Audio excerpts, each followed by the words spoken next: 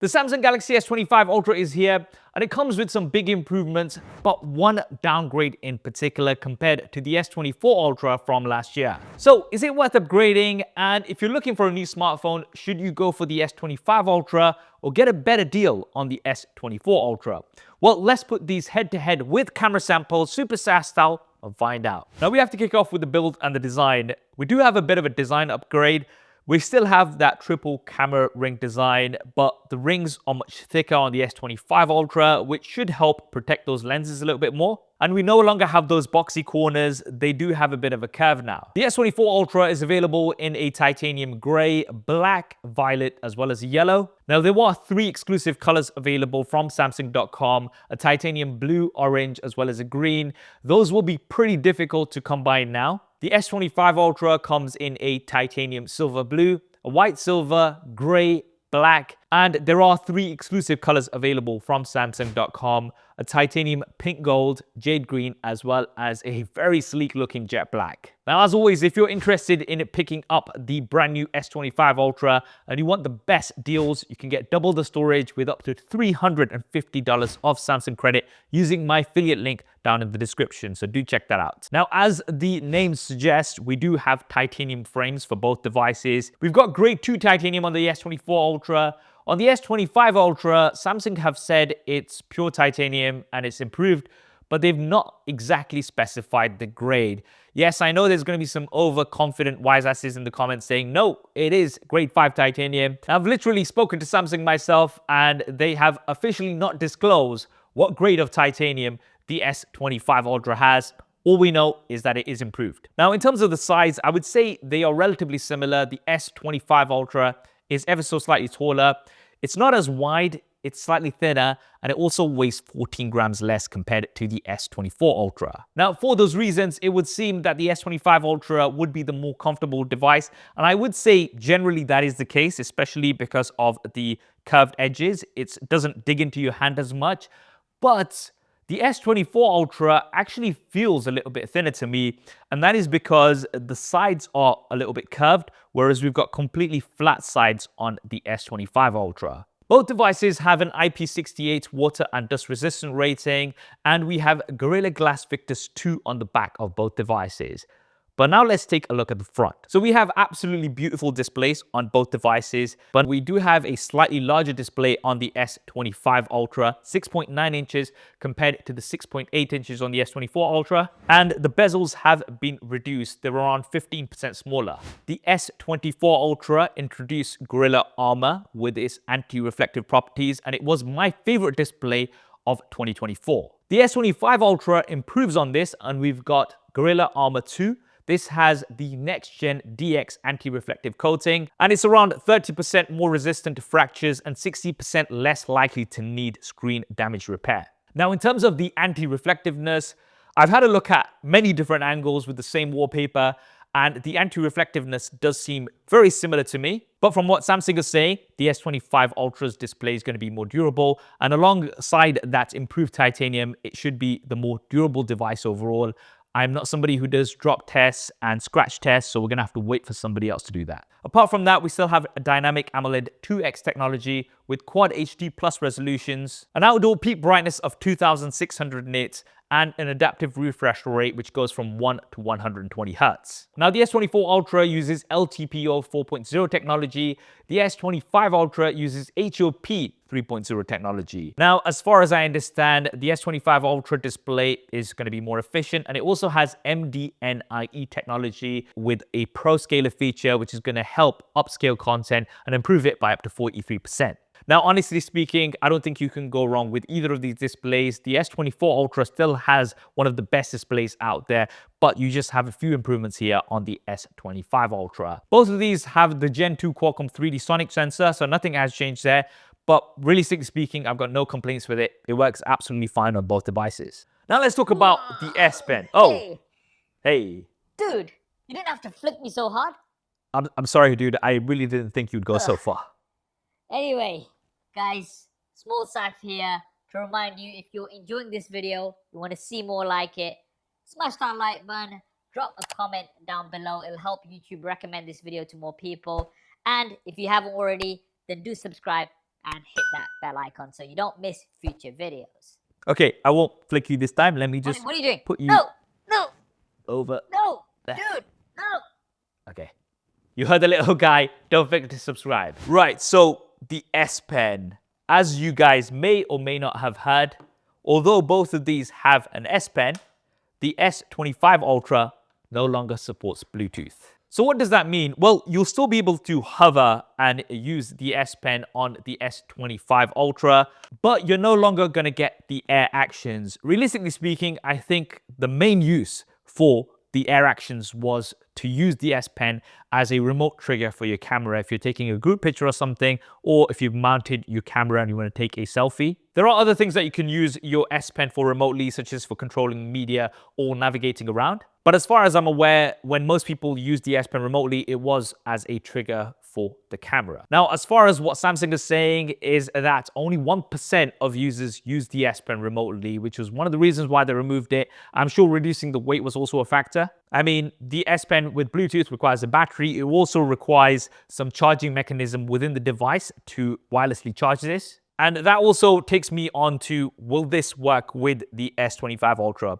Well, it will work, but you're not going to have Bluetooth functionality. The S25 Ultra does not have any air actions within the software, and even if it did, there would be no way to charge the S24 Ultra S Pen on the S25 Ultra because the charging mechanism isn't there. The other thing is, if you've got a Galaxy Ring, then you can use that to remotely trigger the shutter as well. I've currently lost mine. I simply can't find it. Now, for me personally, it's not the end of the world and I can live without it. But understandably for you, it might be a complete deal breaker. Now let's talk about the cameras. In terms of the camera hardware, things are pretty much the same apart from one change. So we still have 12 megapixel selfie cameras. We have a 200 megapixel primary camera, a 10 megapixel 3x zoom camera, a 50 megapixel 5x zoom camera, which extends all the way up to 100 times. But we now have a new 50 megapixel ultra wide camera up from the 12 megapixel ultra wide that we had on the S24 Ultra. Now, I've taken lots of images with both devices and looking at them side by side in good lighting, it's very difficult to tell the differences. They are both very good. In low light from the primary camera, I can see some more detail and better processing on the S25 Ultra. That might be thanks to the new image signal processor. And also with the zoom, when you are in extended zoom, I think the S25 Ultra has some updated processing. You can see here the DR, it's kind of defined it a little bit more. But what about that ultra wide camera? Well, once again, in good light, things are very similar. However, when you do shoot at 50 megapixels on the S25 Ultra, of course, you're going to get way more detail, as you can see here towards the bricks. Now, having said that, when you shoot at 50 megapixels, you do lose a lot of the image processing that you have at 12 megapixels. So, as you can see here, the dynamic range pretty much goes out the window when you shoot at 50 megapixels from that ultra-wide camera. So that is something to keep in mind. Generally speaking, you will get the best results at 12 megapixels from the S25 Ultra. Now for low light, I did find that the S25 Ultra did produce better images in low light from the ultra-wide camera. I think that is thanks to the wider aperture. However, I still think that Samsung needs to tweak this and really optimize it with the software. And undoubtedly, we will be getting some software updates, so I'm confident that this will improve more over time. One other advantage we get with the 50 megapixel ultra-wide camera is that we can now shoot at 8K from the ultra-wide camera, the primary as well as the 5x telephoto camera. On the S24 Ultra, you can only film at 8K from the primary or the 5x telephoto cameras. This, of course, gives you more detail and allows you lots more to work with. And on the S25 Ultra, you can now also shoot in log. So this is a flat picture profile. If you are a professional, then this is going to be amazing because it's going to allow you flexibility to edit and post and really grade your footage. The S25 Ultra also has improved HDR for video. So you can see here in an example, both of these were shot with their respective HDR modes. The S25 Ultra does handle HDR better compared to the S24 Ultra. Yeah, so some really nice improvements on the S25 Ultra, especially for video compared to the S24 Ultra. But are those significant enough to want to jump from the S24 Ultra to the S25 Ultra? I wouldn't think so. I'd say the S24 Ultra still has excellent overall cameras. Now, one area where I do think there has been a very big improvement is when it comes to performance. So the S24 Ultra has the Snapdragon 8 Gen 3 for Galaxy. This is a 4nm chip. And honestly speaking, in my usage over the past year, it's been absolutely fine and it's handled everything that I've thrown at it, no issues. The S25 Ultra now has the Snapdragon 8 Elite for Galaxy, and this is a 3nm chipset. It's the first 3nm chipset on a Galaxy device. The S25 Ultra also has around a 40% larger vapor chamber compared to the S24 Ultra. And that means you're going to get around a 40% improvement for the NPU, around a 37% improvement for the CPU, a 30% improvement for the GPU, a 40% improvement for ray tracing. Now, what does that mean in your day-to-day? Well, in your day-to-day, I don't think you're going to really notice much of a difference between these two. Both of these devices are very fast, but you can clearly see from the benchmarks that the S25 Ultra performs much higher compared to the S24 Ultra.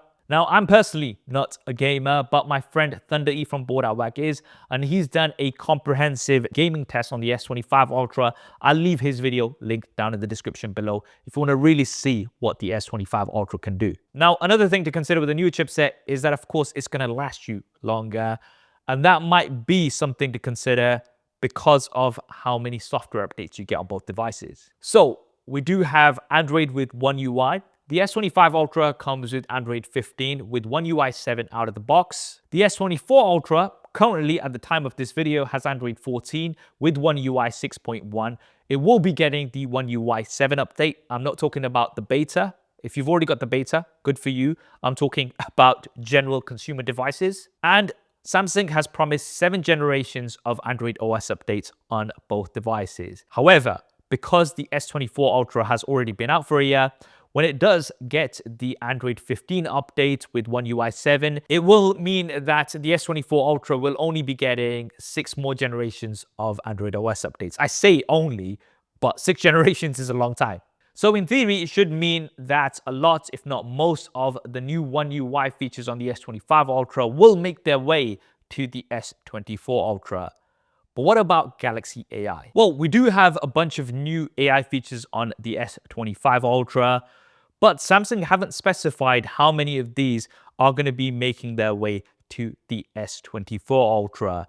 I think currently they're trying to sell the S25 Ultra, so they don't really want to tell you, oh, you're going to be getting this, this, and this on the S24 Ultra because it might discourage you from upgrading. But for the sake of this video, I'm going to go side by side through all of the different Galaxy AI features, and I'll tell you what we have new on the S25 Ultra and what I think will be making its way to the S24 Ultra. So initially, Call Assist, the live translation, you've got more languages supported on the S25 Ultra, but I would assume these will be coming to the S24 Ultra. Chat Assist has been renamed to Writing Assist, and I would expect these to be pretty similar. Interpreter, like we've got with Call Assist, I would expect to be pretty similar. More languages on the S25 Ultra to begin with, but I would assume these will also come to the S24 Ultra. Note Assist, as far as I can see here as well, things are very similar. Now, Transcript Assist. This is really useful if you've got voice notes that you want to transcribe. Maybe you want to summarize later, you can do that on both devices. However, the new feature that we've got on the S25 Ultra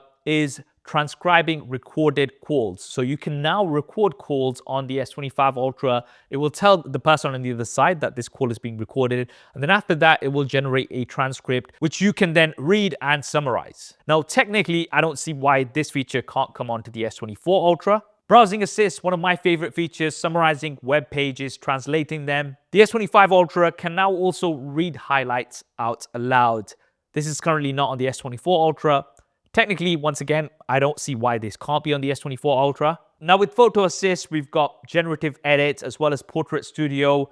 These seem to be pretty similar, although a lot should be done on device on the S25 Ultra. Let's try this out on a selfie of me. So we'll go for the comic look and generate.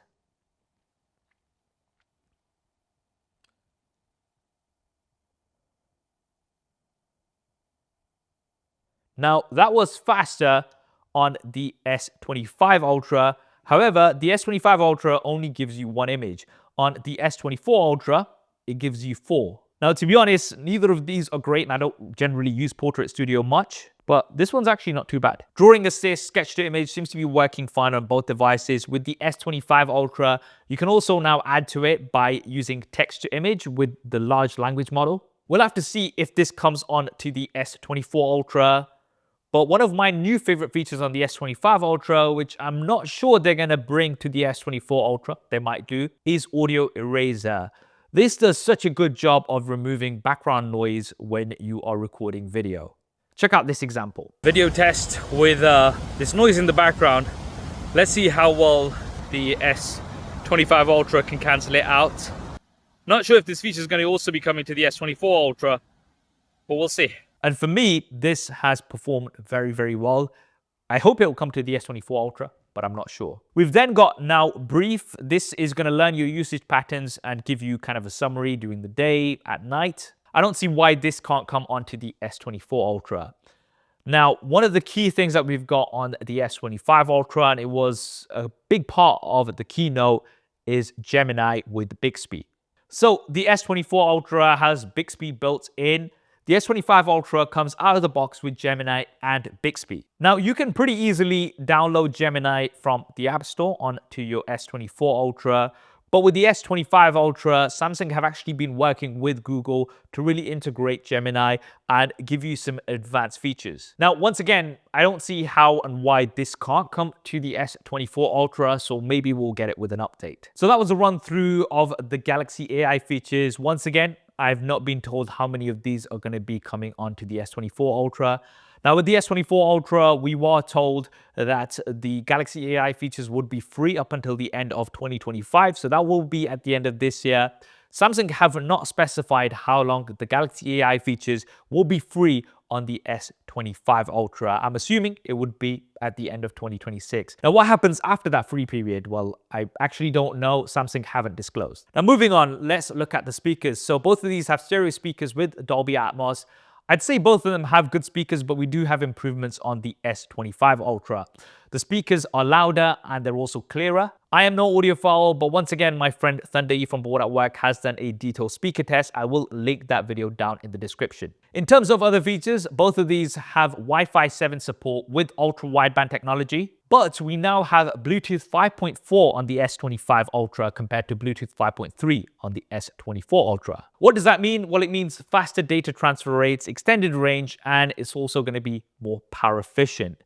And speaking of efficiency, let's talk about the batteries. Now, physically, both of these have the same battery size, 5,000 milliamps. But I would say that the S25 Ultra is more efficient thanks to the new Snapdragon 8 Elite chipset.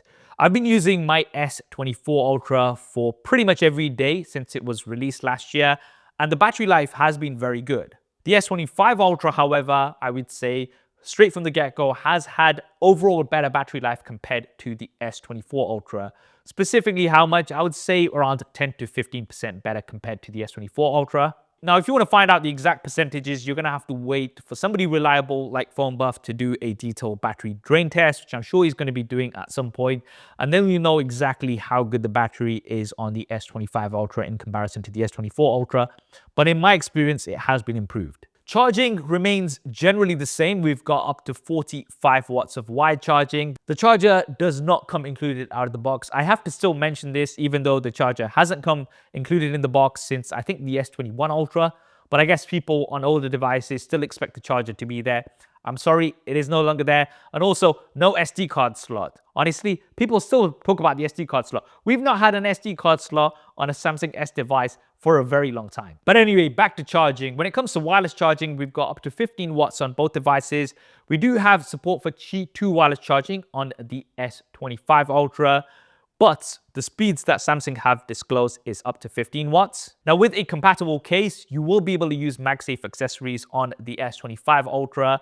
You can also do this on the S24 Ultra, depending on the case that you get. And both devices do support wireless power share, so you're going to be able to charge other devices on the back of these. Now, finally, pricing. This is where things get quite interesting, and I'm going to try to break these down as well as possible so you can decide whether it's worth for you to upgrade, or if you're thinking of buying a new device, which one of these might be right for you. So the starting price for the S25 Ultra is the same as the starting price of the S24 Ultra from last year. And the larger storage models are also at the same price in the US. However, in the UK, the prices for the larger 512 and 1 terabyte versions have been reduced by £50 each. Now, having said that, the S24 Ultra considering it's been out for a while now, I've had a look and you can pick it up for around £750 or around $900. But the S25 Ultra has some great pre-order deals, in particular in the US. So if you use my affiliate link down in the description,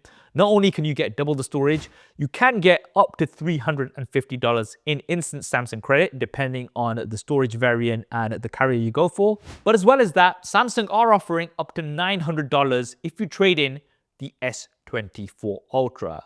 Now, if you consider that, if you have an S24 Ultra, take off $900, you're left with $400, and then you can get at least $130 in Samsung credit. You take that off, it really does bring the price down and you get double the storage. Now, if you have the S23 Ultra, then Samsung are currently offering a crazy $750 in trade-in credit for the S23 Ultra if you're buying the S25 Ultra with double the storage once again. Now, I want to emphasize that the S24 Ultra is still an amazing device, and if you still got it, there's no problem holding onto it for a few more years. And even if you're new in the market and you get a good deal on the S24 Ultra, it's still an excellent device and it has Bluetooth with the S Pen, which might be important to you. But if you're somebody who can live without Bluetooth on the S Pen and you want one of the best devices out right now, powered by the 8 Elite, which is more efficient, it's going to last you longer, and you have all of the new Galaxy AI features as well as the improvements on the cameras, then I think this is going to be a great option for you, especially with those pre-orders. Once again, I will leave that linked down in the description below. That's what I think anyway. What do you guys think? Drop me a comment below. Let me know your thoughts. Let me know what comparison you'd like me to do next. I think a lot of people have said the S23 Ultra versus the S25 Ultra. Let me know and I'll start working on that as soon as I can. If you want to see how the S25 Ultra does versus the competition, the iPhone 16 Pro Max, I've done a detailed comparison SuperSaf style. You can see that here. Maybe if you're not interested in the S24 Ultra and you're considering the S24, the S24 Plus, well, I've covered those here. I hope you enjoyed this video and found it useful. If you did, then do make Small Saf's day and subscribe. Thanks for watching. This is Saf on SuperSaf TV, and I'll see you next time.